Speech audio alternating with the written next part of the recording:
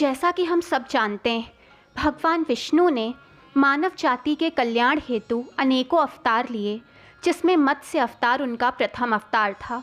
इस अवतार का उद्देश्य एक कल्प की समाप्ति के बाद प्रलय के समय सभी जीवों को सुरक्षित कर अगले कल्प में दोबारा स्थापित करना था।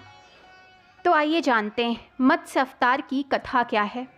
श्रीमद् भागवत महापुराण के अनुसार एक बार सत्यव्रत नामक राजा तप कर रहे थे। तपस्या के पश्चात वे कृतमाला नदी में स्नान करने गए। स्नान से पूर्व जैसे ही उन्होंने तर्पण हेतु जल अंजलि में लिया तो जल के साथ साथ एक छोटी सी मछली भी उनकी अंजलि में आ गई।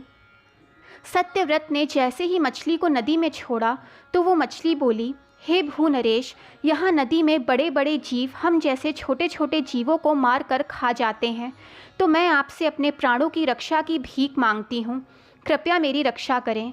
इस प्रकार उस छोटी सी मछली का करुण स्वर सुनकर राजा के हृदय में उसके प्रति दया उत्पन्न हो गई और वो मछली को अपने कमंडल में डालकर अपने साथ राजमहल ले आए। रात होते होते कुछ आश्चर्यजनक घटना घटी।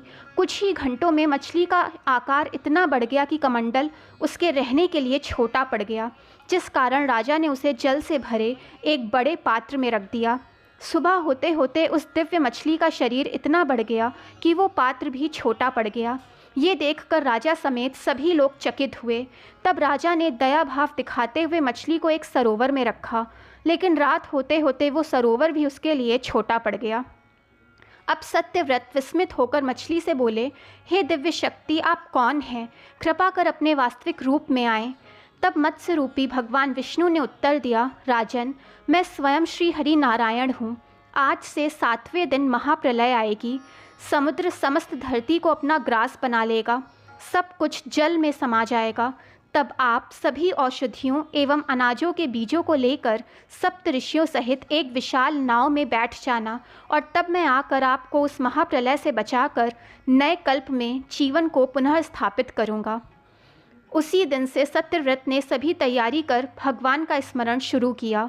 महाप्रलय का दिन आया। समस्त सृष्टि जलमग्न हो गई। अपने कहे अनुसार भगवान श्री हरि मत्स्य रूप में फिर प्रकट हुए और उन्होंने प्रलय उपरांत जीवन को पुनः स्थापित कर नए युग का प्रारंभ किया और साथ ही साथ राजा सत्यव्रत एवं सप्त ऋषियों को आत्मज्ञान भी दिया।